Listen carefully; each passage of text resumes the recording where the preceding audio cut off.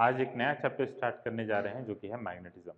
ठीक, देखो magnetism chapter को बेसिकली हम 3 पार्ट में पढ़ेंगे। एनसीईआरटी में भी इसमें क्या किया है, 3 कैटेगरी में दिया गया है। सबसे पहले इफेक्ट्स ऑफ मैग्नेटिक फील्ड के बारे में पढ़ेंगे। ठीक है, इसका मतलब कि अगर किसी रीजन में मैग्नेटिक फील्ड है, ठीक है, तो फिर उसके अंदर चार्ज के ऊपर, करंट कैरिंग वायर के ऊपर क्या इफेक्ट आता है, ठीक है, और क्यों इफेक्ट आता है, ये सब चीजें हम देखेंगे।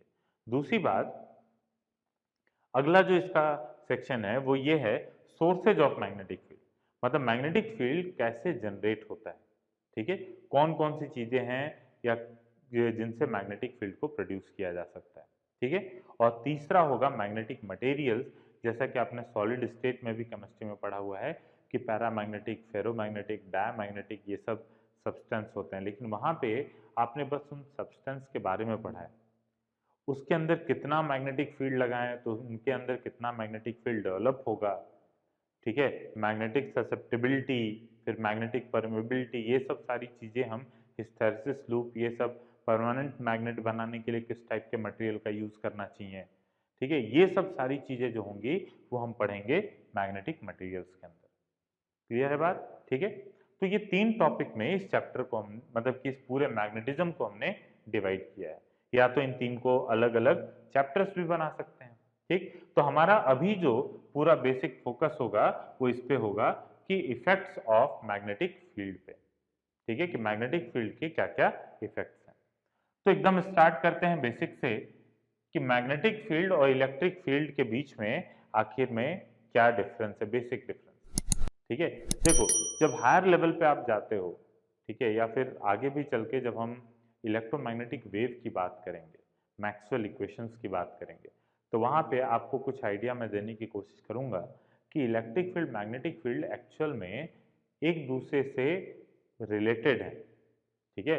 मतलब आप ये देखो, अभी के लेवल में हम इलेक्ट्रिक फील्ड और मैग्नेटिक फील्ड को अलग अलग पढ़ते हैं, लेकिन हायर लेवल में जब आप जाके पढ़ोगे तो वहाँ पे इलेक्ट्रिक फील्ड और मैग्नेटिक फील्ड को बताया जाएगा कि वो एक ही होती हैं, बस उनको देखने का नजरिया अलग है, मतलब स्टडी करने का तरीका अलग है, ठीक है वो एक ही चीज, ठीक। तो अभी इस चीज को थोड़ी देर के लिए, थोड़े मतलब कुछ टाइम के लिए इस डाउट को अपने अंदर रखो।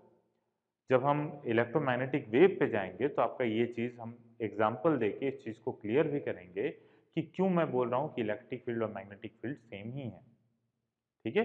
तो देखो, लेकिन आपके स्टूडेंट लेवल पे, ठीक है, मतलब कि 12th लेवल पे, अभी आप इनको डिफरेंट मानोगे, डिफरेंट इनके फॉर्मूलेज भी रहे, फॉर्मूला भी रहेंगे, डिफरेंट प्रॉपर्टी भी रहेगा, ठीक है। तो देखिए, सबसे पहले इलेक्ट्रिक फील्ड कैसे प्रोड्यूस होता था। तो इलेक्ट्रिक फील्ड प्रोड्यूस होता था by charge either at rest और इन मोशन, मतलब एक पॉजिटिव चार्ज है, वो चाहे रुका हुआ है चाहे वो मूव कर रहा है, वो क्या करेगा, इलेक्ट्रिक फील्ड प्रोड्यूस करेगा, ठीक है। अच्छा, फिर उसके बाद ये जो चीज है, ये सेकंड पॉइंट दोनों के। अच्छा, मैग्नेटिक फील्ड किस वजह से, produce by moving charge particle, ठीक है। तो जब कोई चार्ज पार्टिकल मोशन में रहता है वो एक मैग्नेटिक फील्ड प्रोड्यूस करता है, ठीक। उसके अलावा एक चीज देखो, इलेक्ट्रिक फील्ड और कैसे डेवलप होता है, टाइम डिपेंडेंट मैग्नेटिक फील्ड से, और मैग्नेटिक फील्ड और कैसे प्रोड्यूस होता है, टाइम डिपेंडेंट इलेक्ट्रिक फील्ड से, ठीक है। इसका मतलब जब मैग्नेटिक फील्ड समय के साथ बदलेगा तो वो इलेक्ट्रिक फील्ड प्रोड्यूस करेगा, और जब इलेक्ट्रिक फील्ड समय के साथ बदलेगा तो वो मैग्नेटिक फील्ड प्रोड्यूस करेगा, ठीक है। ये जो लास्ट के 2 पॉइंट्स हैं वो हम इलेक्ट्रोमैग्नेटिक इंडक्शन में पढ़ने वाले हैं, ठीक। लेकिन अभी इन दोनों के बीच में बेसिक डिफरेंस बताना था, तो इसलिए हमने अभी इसको लिखवा दिया, ठीक। तो एक तो देखो, अगर इस चैप्टर की मतलब हम पूरे 12th की बात करें तो पूरे 12th को किस तरीके से कैटेगराइज किया गया है, ठीक है। तो पूरे 12th को अगर देखा जाए तो सबसे पहले आपने पढ़ा इलेक्ट्रोस्टैट, ठीक है। तो इलेक्ट्रोस्टैट में आपने बेसिकली चार्ज के बारे में, रुके हुए चार्जेस के बारे में पढ़ा, चार्ज एट रेस्ट के बारे में। उसके बाद फिर चार्ज जब मोशन में है, देखो अभी यहाँ पे चार्ज स्टैटिक है, अब चार्ज जब मोशन में है तो इसके 2 एस्पेक्ट हैं। एक तो जब चार्ज मोशन में आएगा तो वो क्या प्रोड्यूस करेगा, करंट, ठीक है, तो वो करंट प्रोड्यूस करेगा। दूसरा ये चीज है कि जब चार्ज रेस्ट में मतलब कि चार्ज मोशन में आया तो करंट प्रोड्यूस कर और साथ में उसके साथ वो प्रोड्यूस करेगा मैग्नेटिक फील्ड। ठीक है, तो जब चार्ज मोशन में आता है तो वो प्रोड्यूस करता है मैग्नेटिक फील्ड। ठीक, और जब चार्ज एक्सेलरेट करता है, ठीक है, मतलब ये जब एक्सेलरेशन का हम इफेक्ट देखेंगे, ठीक है, तो यहाँ पे करंट में हम मान रहे थे कि जो इलेक्ट्रॉन्स है वो ड्रिफ्ट वेलोसिटी से एक यूनिफॉर्म वेलोसिटी से आगे बढ़ रहे हैं, तो वहां पे यूनिफॉर्म स्पीड था। अभी मैग्नेटिक फील्ड चैप्टर में भी हम जब देखेंगे तो स्पीड जो रहेगी वो यूनिफॉर्म ही रहेगी। ठीक, उसके अलावा जब वो एक्सेलरेट करेंगे चार्ज पार्टिकल्स, तो जब चार्ज पार्टिकल बच्चों एक्सेलरेट करते हैं तो उस समय वो प्रोड्यूस करते हैं इलेक्ट्रोमैग्नेटिक वेव, मतलब इलेक्ट्रिक फील्ड भी और मैग्नेटिक फील्ड भी।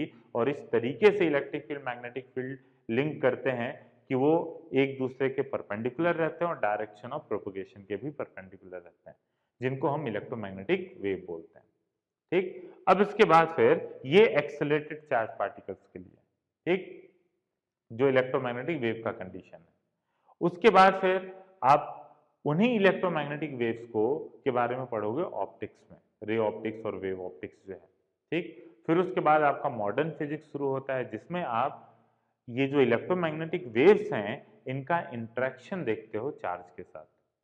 तो बेसिकली पूरा ये जो 12th है वो है किसके बारे में, चार्ज और इलेक्ट्रोमैग्नेटिक वेव के बारे में। पहले आप चार्जेस के बारे में पढ़े, फिर इलेक्ट्रोमैग्नेटिक वेव के बारे में पढ़ोगे, फिर उसके बाद इन दोनों के बीच के इंटरेक्शन के बारे में पढ़ेंगे। ठीक है, तो देखो, तो ये बेसिक चीजें होने वाली हैं। अभी के लिए हम बात आते हैं कि देखो, तो मैग्नेटिक फील्ड आखिर में क्या है। ठीक है, तो अभी हमने पढ़ा कि जब मैग्नेटिक फील्ड होता है, जब चार्ज मोशन में आते हैं तो फिर वो मैग्नेटिक फील्ड प्रोड्यूस करता है। जैसे कि इलेक्ट्रिक फील्ड होता था कि पॉजिटिव चार्ज है, यहाँ पे आपको इलेक्ट्रिक फील्ड पता करना था, तो यहाँ पे आपको पता था कि इलेक्ट्रिक फील्ड इधर की तरफ होगा, away from the positive charge. वैसे ही मैग्नेटिक फील्ड का भी डायरेक्शन होता है। ठीक है, वो किस रूल से उनका डायरेक्शन गवर्न होता है ये हम पढ़ेंगे अभी जब सोर्सेज ऑफ मैग्नेटिक फील्ड में जाएंगे। ठीक है, अभी अपने को इफेक्ट्स ऑफ मैग्नेटिक फील्ड के बारे में जानना है। तो अभी के लिए बस इतना लिखो कि magnetic field is the property of a point in space governed bye charges surrounding the point. ठीक है, इसको नोट कर लीजिए। देखिए, ये भी एग्जैक्ट इलेक्ट्रिक फील्ड जैसे ही बात हो रही है यहाँ पे। जैसे कि इस पॉइंट पे अगर मान लो कि ये कोई स्पेस का पॉइंट P है और मैं पूछूं कि यहाँ पे इलेक्ट्रिक फील्ड कितना है ये बताइए, तो आपको इलेक्ट्रिक फील्ड बताने के लिए आपको ये पता होना चाहिए ना कि यहाँ पे आसपास, मतलब यहाँ पे जो इलेक्ट्रिक फील्ड होगा वो किस बात पे डिपेंड करेगा। इस बात पे डिपेंड करेगा कि आसपास जो है वो चार्ज का कन्फिग्रेशन क्या है। जैसा चार्ज होगा उसी हिसाब से इस पॉइंट पे मैग्नेटिक इलेक्ट्रिक फील्ड होगा। उसी तरीके से मैग्नेटिक फील्ड भी स्पेस के किसी पॉइंट की प्रॉपर्टी है जो कि आसपास के चार्जेस पे डिपेंड करती है। ठीक है, वो चार्ज के मोशन पे भी, मतलब चार्ज पे डिपेंड करती है तो चार्ज के मोशन पे। ठीक, तो जैसे ये जो थे ये रेस्ट में रहे तो भी इलेक्ट्रिक फील्ड आएगा, लेकिन मैग्नेटिक फील्ड में हम क्या बात कर रहे हैं कि अगर मान लो ये चारों चार्जेस रेस्ट में है तो इस पी पॉइंट पे मैग्नेटिक फील्ड कितना होगा, 0। और ये चारों चार्ज अगर मोशन में आ जाएंगे तब जाके पी पॉइंट पे इलेक्ट्रिक फील्ड आएगा। क्लियर है बात? ठीक है, तो इस पॉइंट को लिख लीजिए। ये जो पॉइंट अभी हमने लिखा कि magnetic field is the property of point in space governed bye charges surrounding the point. Clear बात? ठीक है, अब आते हैं इफेक्ट ऑफ मैग्नेटिक फील्ड पे कि मैग्नेटिक फील्ड का क्या इफेक्ट देखा गया। तो देखो, हुआ क्या कि जब एक करंट कैरिंग वायर के पास एक हमने चार्ज को रखा, ठीक है, तो बताओ ये करंट कैरिंग वायर जो है ये इस पॉइंट पे, जैसे अभी चार्ज की बात नहीं करते हैं, इस पॉइंट पे बात करें तो ये जो करंट कैरिंग वायर है इस पॉइंट पे कितना इलेक्ट्रिक फील्ड देगा। तो इलेक्ट्रिक फील्ड अगर देखा जाए इसका कितना देगा, तो यहाँ पे इलेक्ट्रिक फील्ड कितना, 0 के बराबर। क्यों 0 हुआ, बहुत बच्चों को ये डाउट होगा। तो कि भाई आपने अभी बोला कि मूविंग चार्ज पार्टिकल और चार्ज पार्टिकल रेस्ट में रहे दोनों ही इलेक्ट्रिक फील्ड प्रोड्यूस करते हैं। ठीक है, तो यहाँ पे इलेक्ट्रॉन तो मूव कर रहे हैं ना, इलेक्ट्रॉन करंट के अपोजिट डायरेक्शन में, फिर भी यहाँ पे कैसे इलेक्ट्रिक फील्ड 0 हो रहा है। तो बच्चा ये जो करंट कैरिंग वायर है ये तो कंडक्टर होगा ना, ऐसा तो है नहीं कि इसके अंदर मात्र इलेक्ट्रॉन है। इसके अंदर जितने इलेक्ट्रॉन है उतने ही प्रोटॉन है। करंट इलेक्ट्रिसिटी में आपको बताया था कि कोई भी करंट कैरिंग वायर जो होता है वो अपने आप में न्यूट्रल होता है। क्यों न्यूट्रल? क्योंकि जितना इधर से इलेक्ट्रॉन आ रहे हैं उतना ही इलेक्ट्रॉन इधर से जा रहे हैं बाहर। तो इस वजह से एक करंट कैरिंग वायर जो होता है वो न्यूट्रल होता है।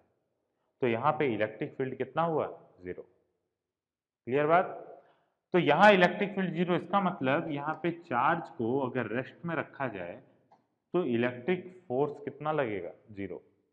ठीक। अच्छा, इसका मतलब अगर ये चार्ज मूव करे चाहे फिर ये रेस्ट में रहे, इसके ऊपर इलेक्ट्रिक फील्ड कोई फोर्स नहीं लगा सकता।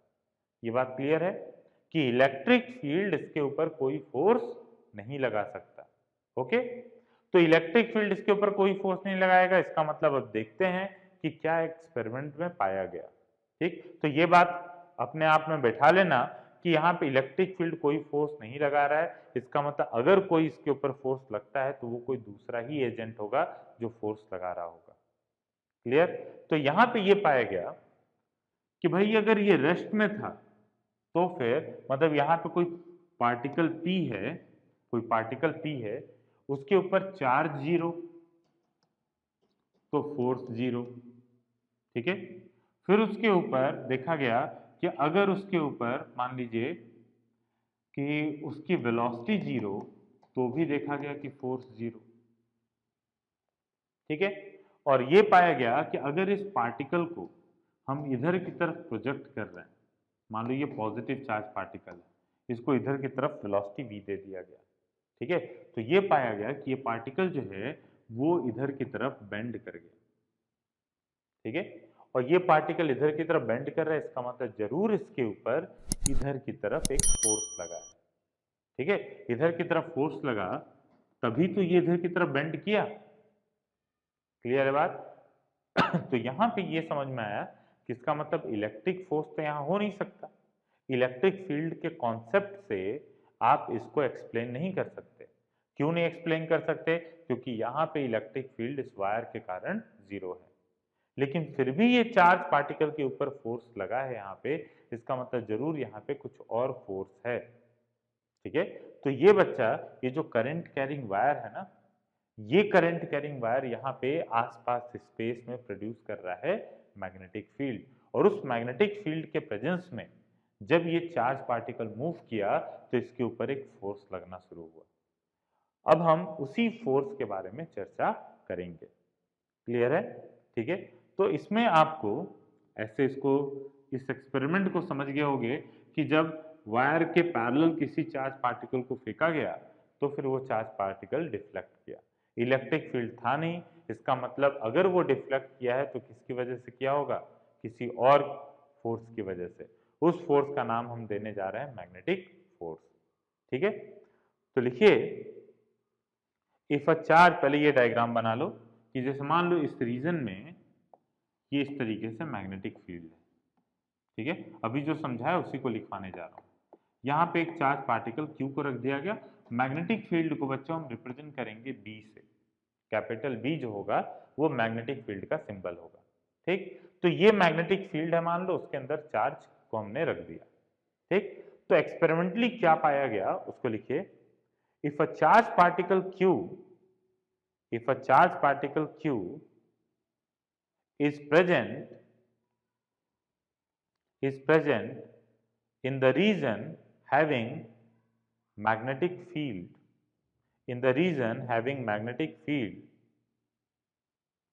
then the force on charge is observed to be zero, if पहला लिखेगा Q इक्वल टू 0, दूसरा V इक्वल टू 0, और तीसरा V is parallel to B। ठीक है, V is parallel to B। ठीक, लिखो ये 3 पॉइंट लिखने के बाद, ठीक है 1 2 3 ये 3 पॉइंट लिखने के बाद लिखिए, hence we can say that Hence, we can say that a charged particle must have a component of velocity perpendicular to magnetic field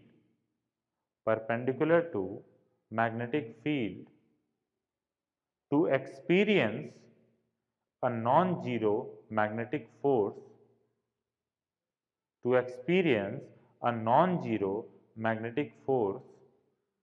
in the magnetic field. ठीक, इसका मतलब कि अगर किसी चार्ज पार्टिकल को आप क्या करते हो, मैग्नेटिक फील्ड के अंदर रखते हो, तो उसके ऊपर फोर्स तभी लगेगा। देखो, अगर वो चार्ज पार्टिकल के ऊपर चार्ज ही नहीं है तब तो कोई फोर्स की बात ही नहीं होगी। ठीक, दूसरी बात कि उस चार्ज पार्टिकल अगर है भी तो अगर वो रेस्ट में है तो उसके ऊपर कोई फोर्स नहीं लग रहा। ठीक है, तीसरी बात अगर हमने ये देखा कि अगर उस पार्टिकल के पास वेलोसिटी पैरेलल है मैग्नेटिक फील्ड के तो भी उसके ऊपर फोर्स नहीं लगेगा। इसका मतलब कि अगर फोर्स लगना है तो क्या होना चाहिए, इस पार्टिकल का कुछ ना कुछ कंपोनेंट वेलोसिटी का एटलीस्ट मैग्नेटिक फील्ड के डायरेक्शन में होना चाहिए। ठीक है, इसका मतलब कि अगर मान लीजिए कि इस पॉइंट पे, इस केस में हम बात करें तो अगर इसके पास इधर की तरफ वेलोसिटी है इस चार्ज पार्टिकल के पास, तो मैग्नेटिक फील्ड के साथ पैरेलल हो गया तो इसके ऊपर कोई फोर्स नहीं लगेगा। लेकिन अगर इस चार्ज के पार्टिकल के पास इधर की तरफ कुछ वेलोसिटी भी है तो क्या होगा कि इसका एक कंपोनेंट थीटा जो है, तो देखो एक हो जाएगा v cos थीटा और ये कंपोनेंट हो जाएगा v sin थीटा।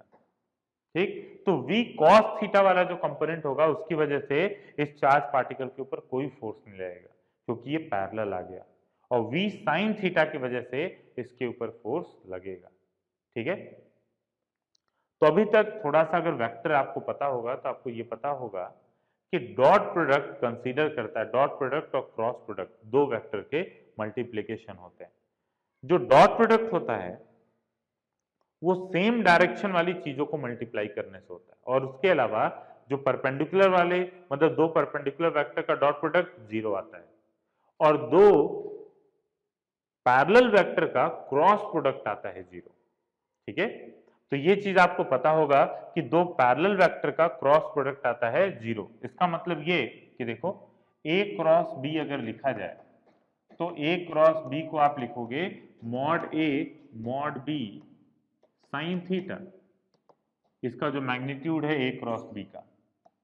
ठीक है, इसका मतलब कि अगर a क्रॉस b का magnitude A B sine theta है तो आप सोचो अगर a और b आपस में पैरेलल हो गए तो साइन 0 डिग्री हो जाएगा, और साइन 0 डिग्री 0 होता है, इसका मतलब दो वेक्टर का क्रॉस प्रोडक्ट 0 आ गया। ठीक, तो जैसे ये तो समझ में आया कि ये जो फोर्स है, तो देखो ये जो मैग्नेटिक फोर्स लग रहा है ये हमने पाया चार्ज के मैग्नीट्यूड पे डिपेंड कर रहा था, वेलोसिटी पे डिपेंड कर रहा था, लेकिन कौन सी वेलोसिटी पे, परपेंडिकुलर वाली वेलोसिटी पे, और साथ में मैग्नेटिक फील्ड पे डिपेंड कर रहा था। ठीक है, ये तीन फैक्टर पे ये मैग्नेटिक फोर्स डिपेंड कर रहा था। लेकिन ये थी कि वेलोसिटी जो थी वो मात्र परपेंडिकुलर वाली लेनी है। ठीक है, इसका मतलब अगर इन तीन चीजों को मल्टीप्लाई करना है, ठीक है, और आपको मात्र वो कंपोनेंट लेना है जो कि परपेंडिकुलर है, पैरेलल वाला कंपोनेंट नहीं चाहिए। ठीक है, क्योंकि पैरेलल वाला कंपोनेंट नहीं रिस्पॉन्सिबल है मैग्नेटिक फोर्स के। इसका मतलब फोर्स का फॉर्मूला कैसा होना चाहिए, Q V क्रॉस B।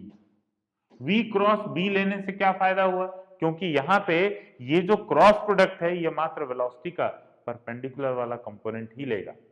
ठीक है, पैरेलल वाले कंपोनेंट का कोई इफेक्ट क्रॉस प्रोडक्ट पे नहीं आएगा। पैरेलल कंपोनेंट का अगर क्रॉस प्रोडक्ट लेते हो तो वो 0 होता है। ठीक है, तो वो कंपोनेंट जो वेलोसिटी का मैग्नेटिक फील्ड के पैरेलल है वो 0 हो जाएगा, और ये मल्टीप्लिकेशन एक तरीके से मात्र पैरेलल वाला परपेंडिकुलर वाला मल्टीप्लिकेशन। क्लियर है बात। तो जैसे इस वाले केस में हमने क्या किया कि इस वाले केस में अगर आप देखोगे कि अगर इस चार्ज पार्टिकल के पास वेलोसिटी इधर होती तो ये कंपोनेंट आता v cos थीटा और ये कंपोनेंट आता v sin थीटा। ठीक है, तो अगर आपको v क्रॉस b निकालना होता तो v क्रॉस b की वैल्यू कितनी लिखते, तो v क्रॉस b का जो मैग्नीट्यूड होता, देखो v cos थीटा का b के साथ 0, क्योंकि ये दोनों पैरेलल हैं, और v sin theta multiplied by b, ये आता। ठीक है, तो पैरेलल वाले कंपोनेंट जो होते हैं वो कोई फोर्स नहीं कॉज करेंगे चार्ज के ऊपर। ठीक है, जो वेलोसिटी का पैरेलल वाला कंपोनेंट है। क्लियर है बात? तो इन सब चीजों से जो अभी आपने लिखा, hence we can say that a charge particle must have a component of velocity perpendicular to magnetic field to experience a non zero magnetic force in the magnetic field. तो ये जो ऑब्जर्वेशन हमने देखा, कौन कौन सा ऑब्जर्वेशन, कि अगर वेलोसिटी जीरो था तो फोर्स जीरो, चार्ज जीरो है तो फोर्स जीरो हो गया, और साथ में अगर पैरेलल हैं तो भी फोर्स जीरो, मतलब मैग्नेटिक फील्ड और वेलोसिटी पैरेलल है तो भी फोर्स जीरो। तो इसका मतलब कि फोर्स जो होना चाहिए मैग्नेटिक फोर्स, उसको हमने कैसे लिखा, क्यू वी क्रॉस बी। अब इसमें क्या है देखो, चार्ज जीरो तो भी फोर्स जीरो, वेलोसिटी जीरो तो भी फोर्स जीरो। ठीक है, और अगर वेलोसिटी और मैग्नेटिक फील्ड आपस में पैरेलल हो गए तो दो पैरेलल वेक्टर का क्रॉस प्रोडक्ट भी जीरो। ठीक है, तो इसलिए ये जो है ये मैग्नेटिक फोर्स का फॉर्मूला है चार्ज पार्टिकल पे। ठीक है, इसको नोट करिए। तो यहां पे ये मैग्नेटिक फोर्स, ठीक है, मैग्नेटिक फोर्स, और ये चार्ज पार्टिकल है, charge velocity of charge particle, और ये बी जो है वो मैग्नेटिक फील्ड है। क्लियर है बात? ठीक है, अच्छा, इसी फॉर्मूले से हम क्या करते हैं, मैग्नेटिक फील्ड का जो है मैग्नेटिक फील्ड की डेफिनेशन भी निकालते हैं। ठीक है, देखो, तो जैसे F is equal to Q V B, इसको साइन थीटा लिख सकते हैं अगर फोर्स के मैग्नीट्यूड की बात करें तो। ठीक है, तो इसको लिखेंगे इस तरीके से, Q mod V into mod B into sine theta. ठीक, तो यहाँ से B की वैल्यू कितनी आ जाएगी, तो B की वैल्यू हो गई F divided by Q mod V into sine theta. ठीक है, अब अगर मान लीजिए कि चार्ज को हम 1 कूलम रख दें, वेलोसिटी को 1 मीटर पर सेकेंड रख दें, और थीटा 90 डिग्री हो जाए, तो फिर क्या हम कह सकते हैं कि अगर कोई चार्ज पार्टिकल मैग्नेटिक फील्ड के परपेंडिकुलरली मूव कर रहा है, ठीक है, और उसकी वेलोसिटी 1 मीटर पर सेकेंड है, और 90 डिग्री पे वो चल रहा है, और चार्ज उसका 1 कूलम है, तब उसके ऊपर जो फोर्स लगेगा वो फोर्स बराबर होगा मैग्नेटिक फील्ड के। क्लियर है बात? ठीक है, तो यहां पे आप लिखोगे इस इक्वेशन के लिखने के बाद, ठीक है, if charge is equal to 1 coulomb, velocity is equal to 1 metre per second, and theta is equal to 90 degree. ठीक है, देन ये जो मैग्नेटिक फील्ड आया ये बराबर हो जाएगा किसके, एफ के। ठीक, तो इस तरीके से आप क्या लिख सकते हो, देखो इस टाइप के डेफिनेशन को बहुत जगह यूज किया जाता है। आपने देखा होगा कि जब डाइपोल मोमेंट को डिफाइन करना था, तो डाइपोल मोमेंट को डिफाइन किया था P क्रॉस E, ठीक है, इज इक्वल टू, इसी को लिखा था ना, torque is equal to P cross E के बराबर, या फिर torque is equal to PE sine theta. तो आपको अगर डाइपोल मोमेंट डिफाइन करने को आ गया तो आप कैसे डिफाइन करोगे, क्या उसको लिख दोगे dipole moment is equal to Q into D, ऐसे लिख दोगे बच्चा, आपको मार्क्स बहुत कम मिलेंगे। ठीक है, जो बोर्ड के लिए एक्सेप्टेड डेफिनेशन है वो यहां से है कि torque is equal to PE sine theta है, तो यहाँ पे आप क्या करोगे, P को लिखोगे, डाइपोल मोमेंट जो है वो torque divided by E sine theta. ठीक है, अब यहाँ पे आप बोलोगे कि अगर हम डाइपोल को क्या करते हैं, एक 1 न्यूटन पर कूलम के इलेक्ट्रिक फील्ड पे रखते हैं नॉर्मली, मतलब साइन थीटा की वैल्यू 1, 90 डिग्री साइन 90 डिग्री 1, तो अगर डाइपोल को 1 न्यूटन पर कूलम के इलेक्ट्रिक फील्ड में रखा जाए 90 डिग्री पे, तो उस समय जो उसके ऊपर टॉर्क लगेगा, ठीक है, अगर ये दोनों 1 1 हो गए तो डाइपोल मोमेंट की वैल्यू कितनी हो जाएगी, टॉर्क के बराबर। तो उस समय जो उसके ऊपर टॉर्क लगेगा वो बराबर होगा डाइपोल मोमेंट के। ठीक है, तो इस तरीके से बहुत सारे फॉर्मूले इस टाइप के बनते हैं जिससे हम ये चीज बना मतलब कि डेफिनेशन को डिराइव करते हैं। उसी तरीके से यहाँ पे देखो, ये जो मैग्नेटिक फील्ड था, इस मैग्नेटिक फील्ड के इक्वेशन में ये जो इक्वेशन अपने को मिला, Q की वैल्यू 1 कर दें, V की वैल्यू 1 कर दें और थीटा की वैल्यू 90 डिग्री कर दें, तो मैग्नेटिक फील्ड फोर्स के बराबर आ जाएगा। ठीक है, और फिर हम कह सकते हैं कि उस समय जितना फोर्स लग रहा है वही मैग्नेटिक फील्ड के बराबर होगा। ठीक है, अच्छा, मैग्नेटिक फील्ड में भी एक दो जगह और है जहां पे हम इसी तरीके से डिफिनीशन डिराइव करेंगे। ठीक है, तो इतना लिखने के बाद लिखिए, magnetic field is defined as magnetic field is defined as the force experienced by 1 coulomb of positive charge, force experienced by 1 coulomb of positive charge moving with velocity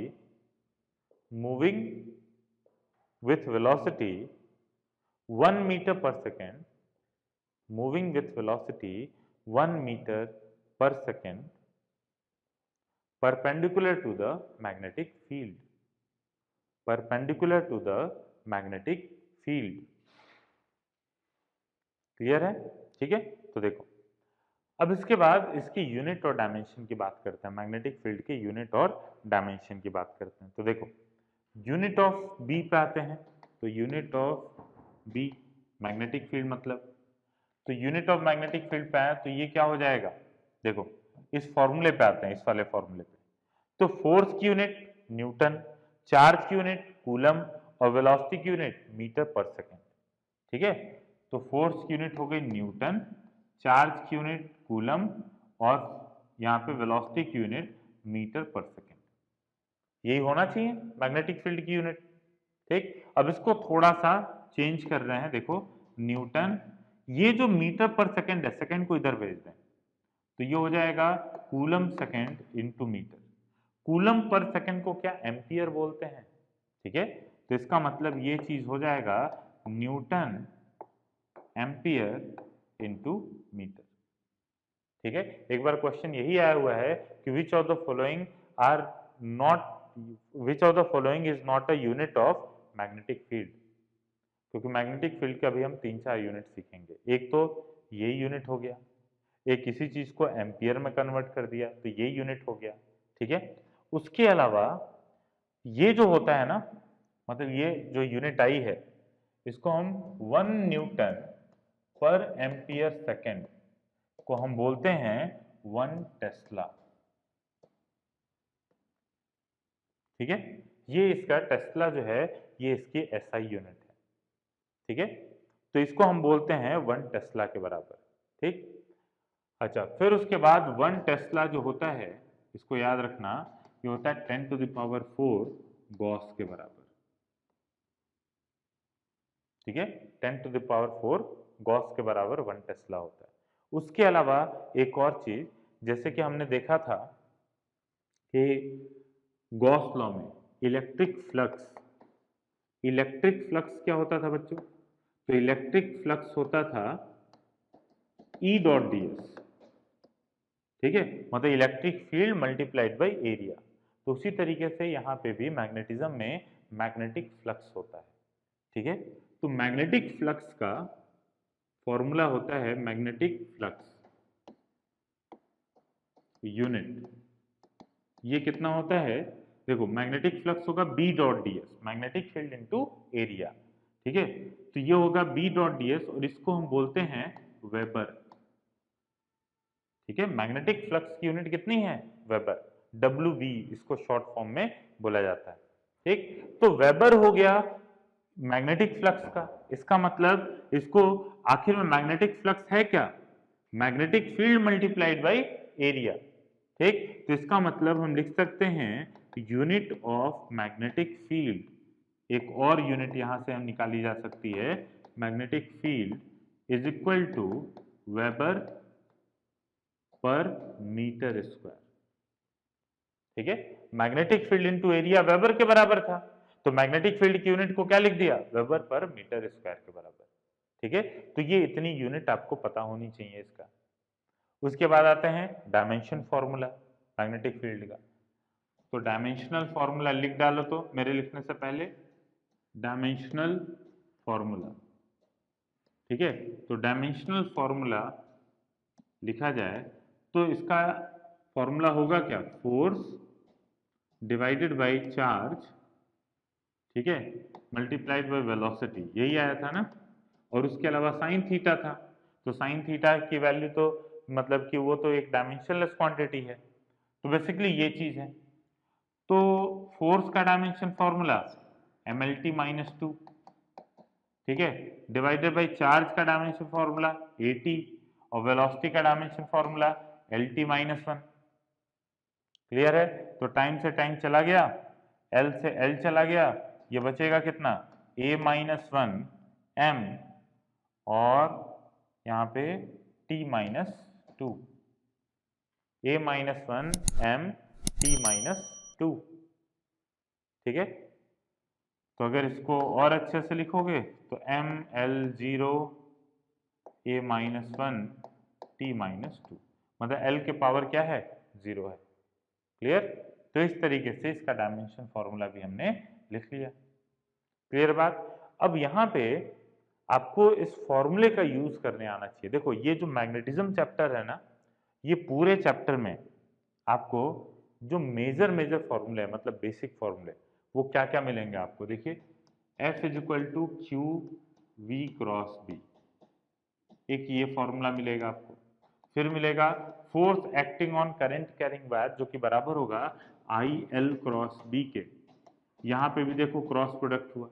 फिर जब सोर्सेज ऑफ मैग्नेटिक फील्ड पे जाएंगे, अच्छा एक चीज और, torque का formula आएगा म्यू क्रॉस बी, म्यू है मैग्नेटिक मोमेंट, ठीक। फिर उसके बाद जब सोर्स ऑफ मैग्नेटिक फील्ड पे जाएंगे तो ये आएगा dB is equal to mu naught by 4 pi I D L cross R divided by R cube. तो आप देख रहे हो कि ये बेसिकली पूरा मैग्नेटिज्म इन चार फॉर्मूले पे बेस्ड है, ठीक है। और इन चारों फॉर्मूलों में क्रॉस प्रोडक्ट इस्तेमाल हो रहा है। तो अगर क्रॉस प्रोडक्ट यहाँ पे इस्तेमाल कर रहे हैं हम, तो करना क्या है अपने को कि क्रॉस प्रोडक्ट आना चाहिए, एक तो सॉल्व करना अच्छे से, ठीक है। तो जो डिटर्मिनेंट मेथड होता है, अभी आप पता नहीं डिटर्मिनेंट पढ़े हो या नहीं पढ़े हो, लेकिन 11th में बाय यूजिंग डिटर्मिनेंट आपको क्रॉस प्रोडक्ट निकालना सिखाया गया था, ठीक है। अगर नहीं भी सीखे हो तो भी हम एक बार को बता देते हैं कि कैसे इसको डिटर्मिनेंट मेथड से सॉल्व किया जाता है, ठीक है। तो एक तो यह है कि क्रॉस प्रोडक्ट अपने को अच्छे से आना चाहिए। दूसरी बात ये कि अधिकतर हम ऐसे वेक्टर्स के साथ डील करेंगे, ऐसे केसेस के साथ डील करेंगे जिसमें दो ऐसे वेक्टर का क्रॉस प्रोडक्ट निकालना होगा जो दोनों वेक्टर आपस में परपेंडिकुलर है, ठीक है। तो परपेंडिकुलर है, साथ में क्वेश्चन को सॉल्व करने के लिए अपने को विजुअलाइजेशन की जरूरत पड़ेगी। इसका मतलब कि देखो दो चीजें हैं, जैसे मान लीजिए कि ये चीज, ये दो चीजें हैं, ठीक है। अब पता है कि इन दोनों वेक्टर का क्रॉस प्रोडक्ट कैसे आना है, या तो ऐसे आएगा या तो ऐसे आएगा, दोनों वेक्टर के परपेंडिकुलर। आपको पता है ए क्रॉस बी ए के भी परपेंडिकुलर होता है और बी के भी परपेंडिकुलर होता है, ठीक है। तो यहां पे देखो अपने आप चीजें 3 डायमेंशन में चली गई। तो 3 डायमेंशन में अगर चीजें चली गई तो यहाँ पे आपको अच्छे से कॉपी पेन से आपको क्या करना, 3 डायमेंशन फिगर तो बन नहीं पाएगा, तो इसलिए आपको विजुअलाइज करना बहुत ज्यादा इंपॉर्टेंट है यहाँ पे, ठीक है। तो हम कुछ शॉर्ट ट्रिक सीखेंगे जिससे हम क्रॉस प्रोडक्ट को एटलीस्ट जो परपेंडिकुलर वाले केसेस हैं उनके केस में क्रॉस प्रोडक्ट को इजीली हम सॉल्व कर सकें, ठीक है, वो चीज सीखा जाएगा।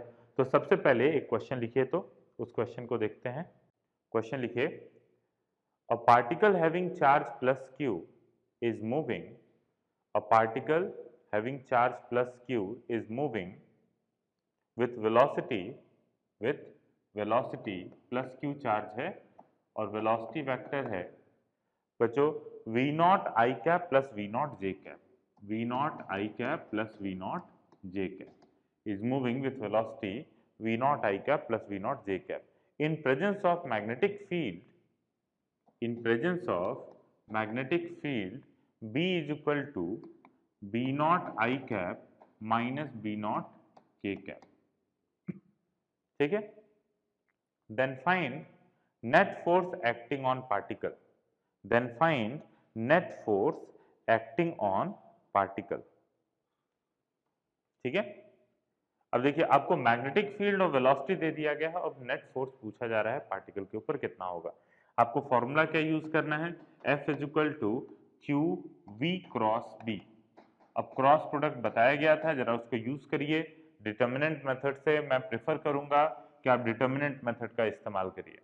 ठीक है, तो सबसे पहले ये जो फोर्स होगा, इस फोर्स को लिखा जा सकता है वेक्टर फॉर्म में Q multiplied by V cross B। तो इसलिए मैं क्या करता हूं, पहले V क्रॉस B पता कर लेता हूं। ठीक है, तो देखो V क्रॉस B, और फिर उसके बाद एक डिटर्मिनेंट बनाते हैं, उस पर सबसे पहले आई कैप, जे कैप और के कैप रख देते हैं।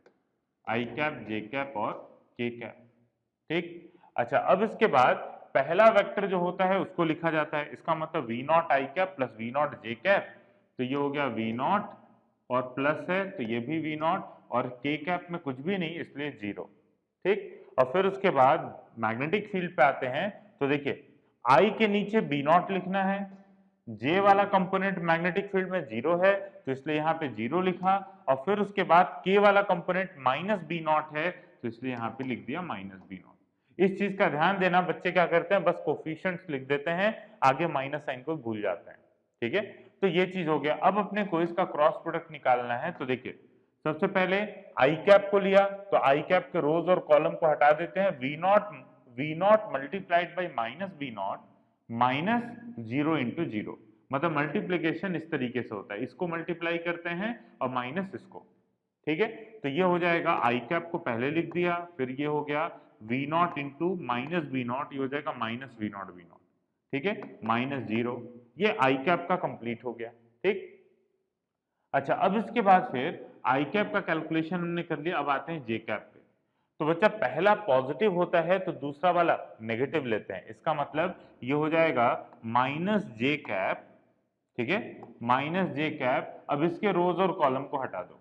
ठीक है, तो रोज और कॉलम को हटा देते हैं तो बचा ये और ये दोनों, तो इसमें V naught into minus V naught, फिर से V naught into minus V naught, तो ये हो जाएगा minus V naught minus B naught into zero, तो ये हो गया जीरो।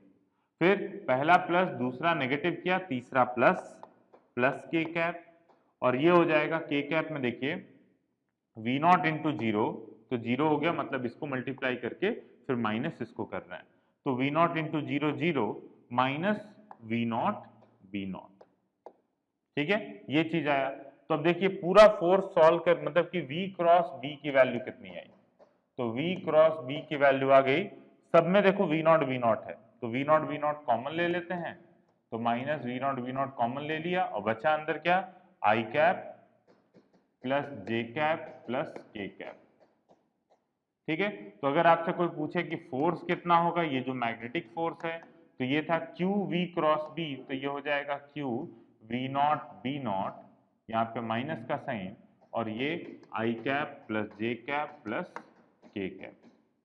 ठीक है, अगर फोर्स का मैग्नीट्यूड पूछा जाए तो मैग्नीट्यूड कितना होगा, इसका मॉड वैल्यू बताओ, 1 का स्क्वायर प्लस 1 का स्क्वायर प्लस 1 का स्क्वायर का अंडर रूट।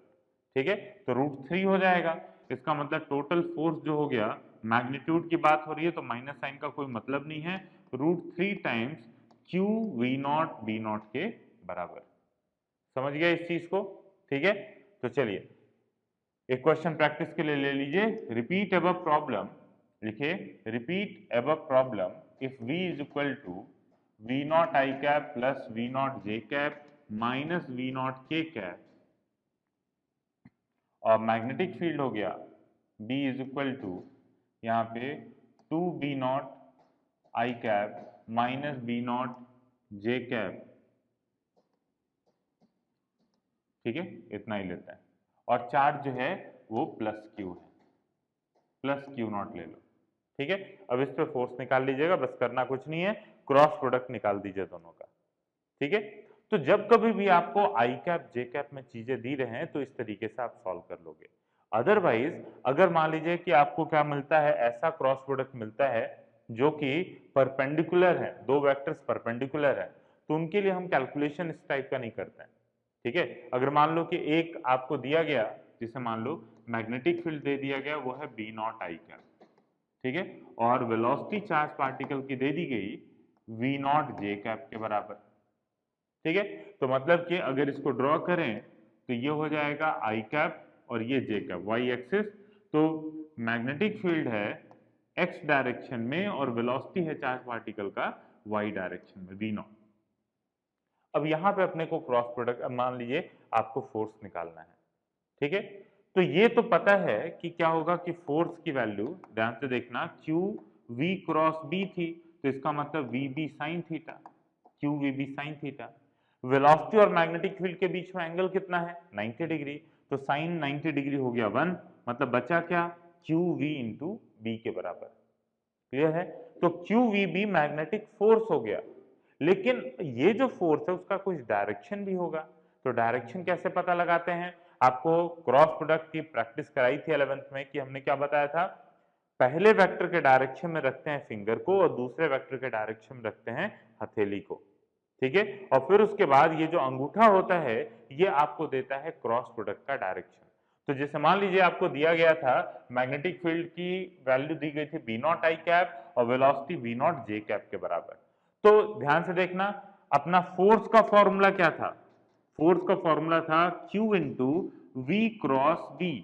तो जो पहले वेक्टर लिखा होता है उसको हम फर्स्ट वेक्टर बोलते हैं और बाद वाले को सेकंड वेक्टर। तो पहला वेक्टर की तरफ मैंने बताया फिंगर को रखेंगे, दूसरे वेक्टर की डायरेक्शन में हथेली को रखेंगे और फिर उसके बाद ये अंगूठा अपने को बताएगा उसका क्रॉस प्रोडक्ट।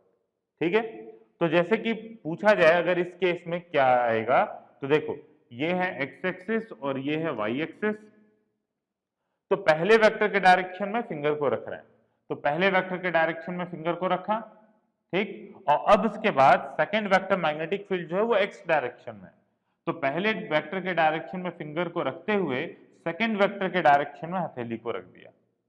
ठीक है, इसका मतलब अंगूठा किधर गया, इनटू द प्लेन, मतलब कि नेगेटिव जेड एक्सिस में। ठीक, अब क्या होता है बच्चे क्या गलती करते हैं ये मैं बता रहा हूं, देखो इस क्रॉस प्रोडक्ट को जान गए तो उनको पहले वेक्टर के डायरेक्शन में फिंगर को रखना है, दूसरे वेक्टर के डायरेक्शन में हथेली को रखना है, तो वो करेंगे क्या कि पहले वेक्टर के डायरेक्शन में तो ऐसे रखा, फिर जब दूसरे वेक्टर के डायरेक्शन में हथेली को रखना होगा तो वो ऐसे नहीं बेंड करेंगे, ठीक है, वो क्या करेंगे ऐसे रख देंगे चाहे ऐसे रख देंगे, ठीक है, मतलब कि ऐसे करने के, इसको करने के बाद ऐसे जाना था, भाई पहले वेक्टर की डायरेक्शन नहीं बदलनी चाहिए ना, पहला वेलोसिटी तो इधर की तरफ है, ठीक है, और मैग्नेटिक फील्ड की तरफ हथेली, तो अब आपका हुआ कि पहले वेक्टर के डायरेक्शन में फिंगर है, दूसरे वेक्टर के डायरेक्शन में हथेली है, तो ये अंगूठा जो होगा ये आपको बताएगा क्या चीज, मैग्नेटिक फील्ड, ये मैग्नेटिक फोर्स का डायरेक्शन।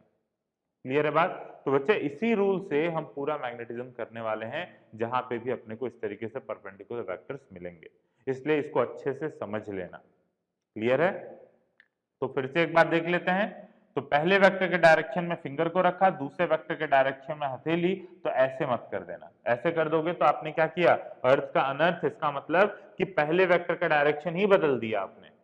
तो ध्यान देना पहले वेक्टर के डायरेक्शन में जब फिंगर को कर लेना तो इसको ऐसे रोटेट करके दूसरे वेक्टर की तरफ हथेली को करने की कोशिश करना। क्लियर है, ऐसा मत कर रहे हैं पहले वेक्टर को दिखा दिया और दूसरे वेक्टर की तरफ हथेली को करना था तो पहले वेक्टर को ही बदल दिया, ऐसे कुछ कर दिया, ये सब गलत हो जाएगा। ठीक है, तो आपका जो फाइनल आंसर वाला स्टेप होगा उसमें आप देखोगे, मैच करोगे कि ठीक है पहले वेक्टर के डायरेक्शन में फिंगर है कि नहीं है, दूसरे वेक्टर के डायरेक्शन में हथेली है कि नहीं है, और फिर ये जो अंगूठा होगा एक्सटेंडेड राइट हैंड थंब, ये आपको देगा क्रॉस प्रोडक्ट का डायरेक्शन। क्लियर है बात, ठीक है, तो इस चीज को हम देखेंगे अभी। तो अभी एक क्वेश्चन, एक टेबल बनवाते हैं और उससे फिर इसको करने की कोशिश करते हैं। ठीक है, तो जैसे कि आप सभी अपने कॉपी पे कुछ डायरेक्शन बना लेना, जैसे इधर की तरफ ईस्ट है, ये वेस्ट है, ये नॉर्थ और ये साउथ। जैसे मेरा बोर्ड तो वर्टिकल है, आपकी कॉपी क्या होगी, हॉरिजॉन्टल होगी।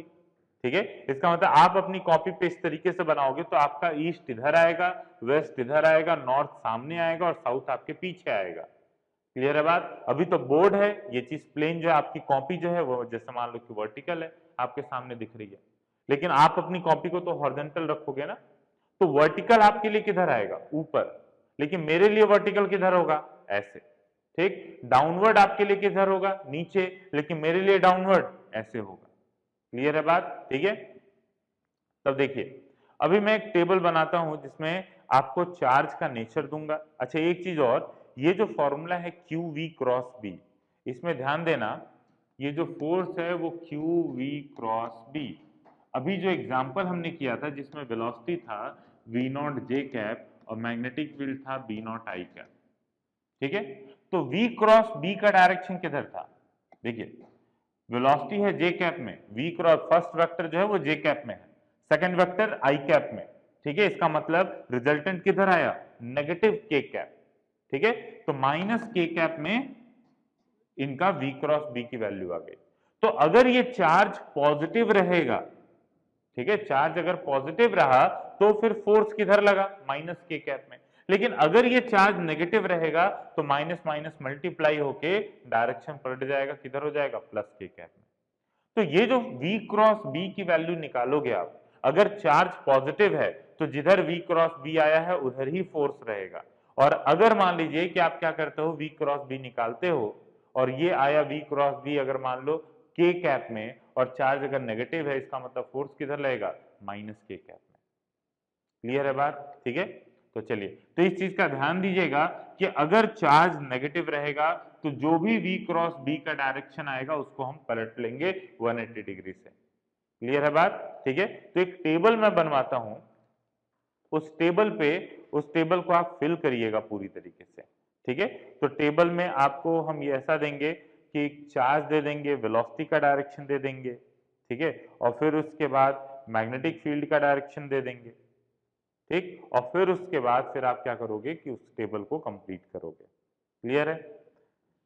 ठीक है, तो चलिए लिखिए क्वेश्चन।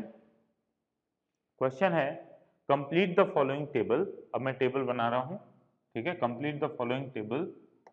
और यहां पे चार्ज का नेचर है, ठीक है, ये वेलोसिटी दे दिया मैंने, ये मैग्नेटिक फील्ड दे दिया। थोड़ा सा इधर कर देते हैं, देखो चार्ज,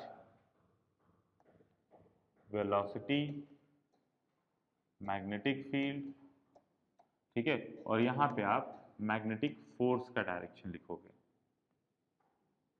ठीक है। ये चीज है। पहला लिखिए, पहला जो है पॉजिटिव नेचर का चार्ज है, ये वेलोसिटी है नॉर्थ में और मैग्नेटिक फील्ड है ईस्ट में, ठीक। अब आपको फोर्स का, मैग्नेटिक फोर्स का डायरेक्शन बताना है।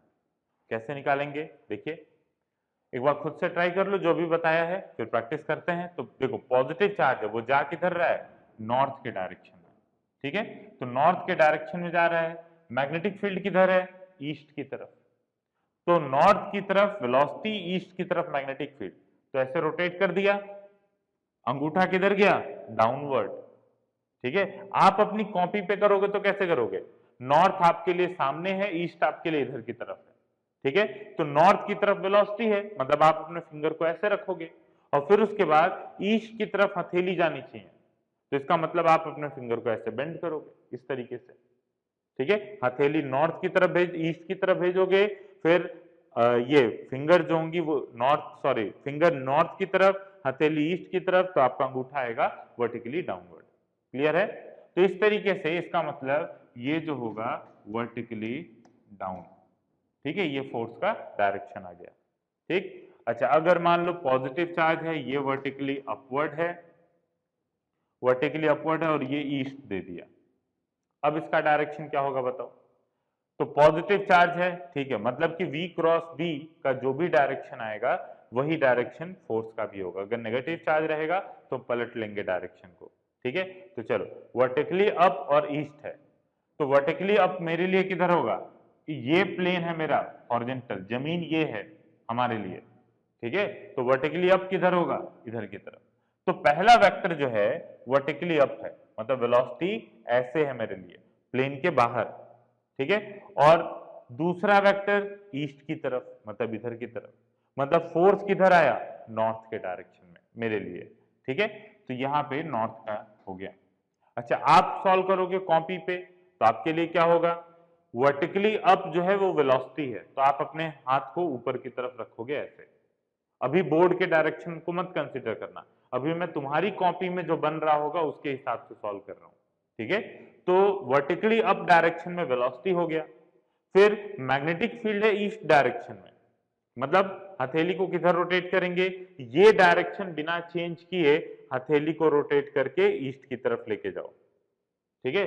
और फिर उसके बाद अंगूठा इधर गया, ठीक है, अंगूठा इधर गया और तुम्हारी कॉपी पे ये वाला डायरेक्शन किधर की तरफ पॉइंट कर रहा है, नॉर्थ को, ठीक है। तो वही नॉर्थ आया है।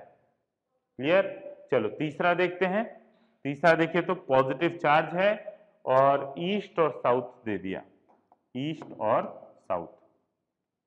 यहां पे देखा जाए तो पॉजिटिव चार्ज है, वेलोसिटी है ईस्ट में, और अगर मैग्नेटिक फील्ड साउथ में हो गया तो मेरा फोर्स गया मैग्नेटिक फोर्स का ये वर्टिकली डाउनवर्ड, ठीक है। तो ये आ जाएगा वर्टिकली डाउन, ठीक है। एक नेगेटिव का भी कराता हूं, देखो नेगेटिव चार्ज है, वेस्ट है और वर्टिकली अपवर्ड है, ठीक है।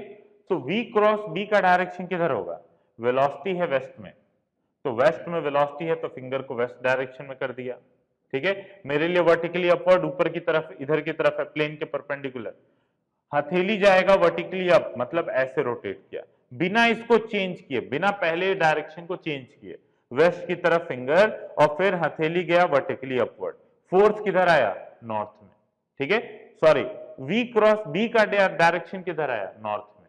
तो v क्रॉस b नॉर्थ में है और आगे नेगेटिव चार्ज है तो नेगेटिव मल्टीप्लाई होगा, तो नॉर्थ का उल्टा वेक्टर साउथ, ठीक है। तो जैसे 3i कैप आप बोलते हो तो 3i कैप किधर होता है, पॉजिटिव एक्स में, -3i कैप किधर होता है, नेगेटिव एक्स में। तो नेगेटिव साइन मल्टीप्लाई होने से वेक्टर 180 डिग्री से चेंज कर जाते हैं।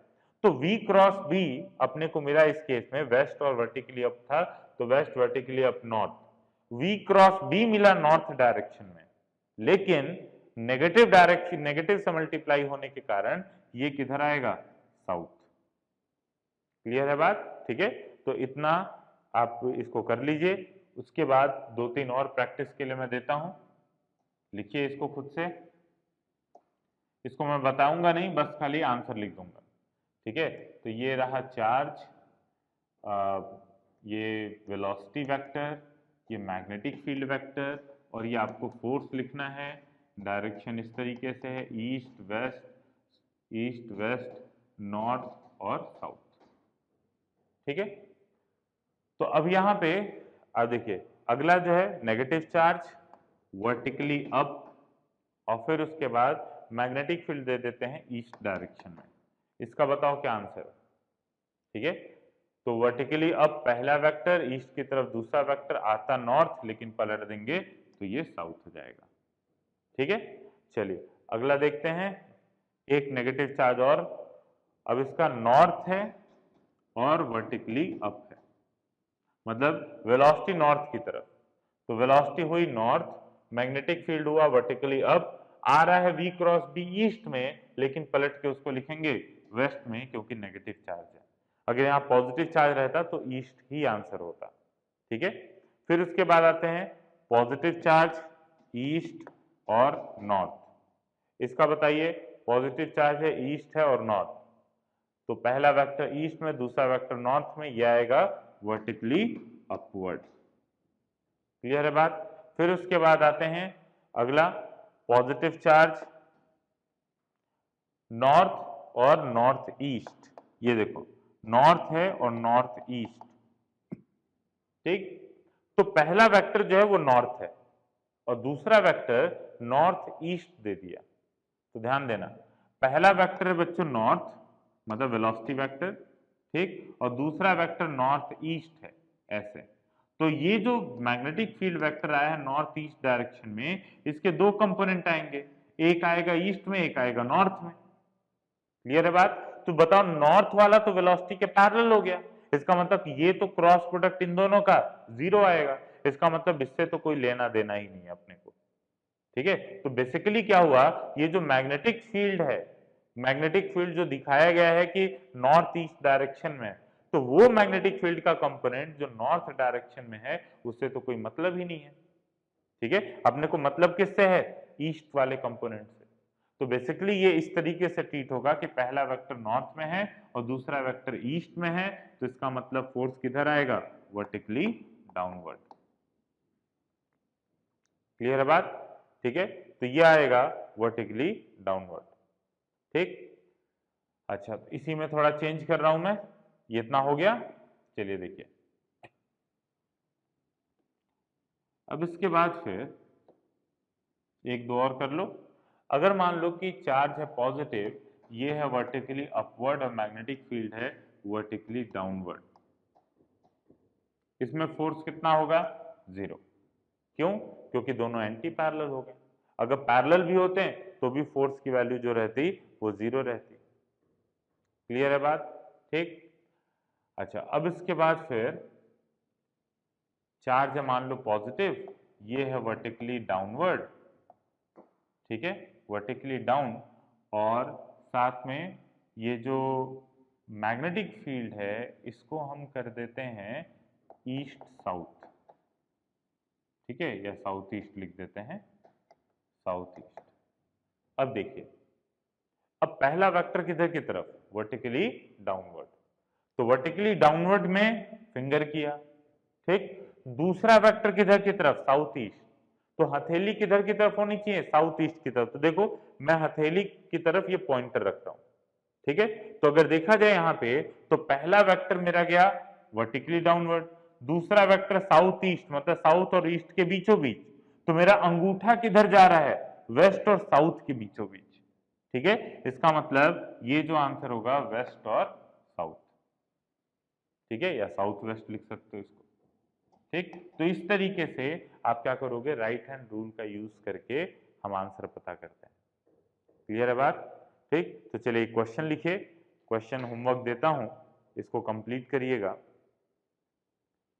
क्वेश्चन बेसिक पे है एकदम, और उसको आप आराम से कर सकते हो। लिखिए, in a region magnetic field is vertically downward, in a region magnetic field is vertically downward, a proton is projected due north, a proton is projected due north, find the direction of force experienced, find the direction of force experienced।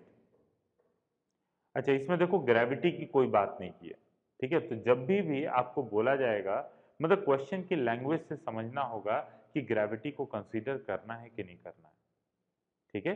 तो इसमें कहीं कोई gravity की बात नहीं की गई है, तो ग्रेविटी को नहीं कंसीडर करोगे। तो यहाँ पे in a region magnetic field is vertically downward, downward की तरफ है, और हम क्या कर रहे हैं? प्रोटॉन को प्रोजेक्ट कर रहे हैं ड्यू नॉर्थ में। तो डाउनवर्ड मैग्नेटिक फील्ड है, प्रोटॉन गया ड्यू नॉर्थ में, मैग्नेटिक फील्ड डाउनवर्ड, तो मतलब किधर की तरफ आएगा? वेस्ट की तरफ, ठीक। अगर ये स्कूल एग्जाम में आ गया आपको करने के लिए, तो आप क्या करोगे? प्रॉपर ऐसे नहीं सॉल्व करोगे, थोड़ा सा एक दो स्टेप लिख लोगे, ठीक है। अगर ये चीज, ये क्वेश्चन स्कूल एग्जाम के लिए ही करा रहा हूं आपके, ठीक है। तो अगर मान लीजिए कि क्वेश्चन पूछा गया है magnetic field is vertically downward, ठीक है, तो आप पहले ये बोलोगे कि considering east as positive X, north as positive Y, and vertically upward as Z axis, ठीक है। तो इस तरीके से आपने बता दिया। तो भाई ये ईस्ट हो गया एक्स, नॉर्थ हो गया वाई, और जेड एक्सिस हो गया वर्टिकली अपवर्ड, ठीक। ऐसे आपने लिख दिया पहले। अब इसके बाद बोला जा रहा है कि मैग्नेटिक फील्ड जो है वो वर्टिकली डाउनवर्ड है, इसका मतलब कितना लिखेंगे? मान लेते हैं B naught K cap minus B naught K cap, क्योंकि वर्टिकली डाउनवर्ड है। फिर उसके बाद वेलोसिटी वेक्टर पे आते हैं, तो वेलोसिटी है नॉर्थ के डायरेक्शन में बोला गया है, ठीक है। तो नॉर्थ है तो इसको हम वी नॉट जे कैप मान लेते हैं, और प्रोटॉन है मतलब पॉजिटिव चार्ज है, तो इसका मतलब जो फोर्स होगा मैग्नेटिक फोर्स वो होगा plus E multiplied by V cross B, ये चीज। तो v क्रॉस बी, अब इसको अगर सॉल्व करोगे तो ये कितना आएगा? देखो v क्रॉस बी का डायरेक्शन किधर की तरफ आएगा? पहला वेक्टर है y एक्सिस में, दूसरा वेक्टर है नेगेटिव z एक्सिस में, मतलब कि नेगेटिव x एक्सिस के डायरेक्शन में। तो minus E V naught B naught I cap, ऐसे आप डायरेक्ट लिख सकते हो, या तो फिर इसका डिटर्मिनेंट बना लीजिए, डिटर्मिनेंट बना के सॉल्व कर दो, यही वाला आंसर आएगा। डिटर्मिनेंट बनाओगे तो आई कैप, जे कैप, के कैप, और वेलोसिटी के लिए लिखोगे 0 वी नॉट और 0, मैग्नेटिक फील्ड के लिए लिखोगे 0 0 माइनस वी नॉट। ठीक है, तो इस तरीके से आप इस क्वेश्चन को सॉल्व कर लोगे। ठीक, एक और क्वेश्चन देता हूं होमवर्क के तौर पे, लिखिए एन अ प्रोटॉन ब्रैकेट में लिखेगा मास ब्रैकेट में इस तरीके से m प्लस ई, मतलब मास है m, चार्ज है plus E. A proton moves in a magnetic field region towards east, moves in a magnetic field region towards east with constant velocity v naught।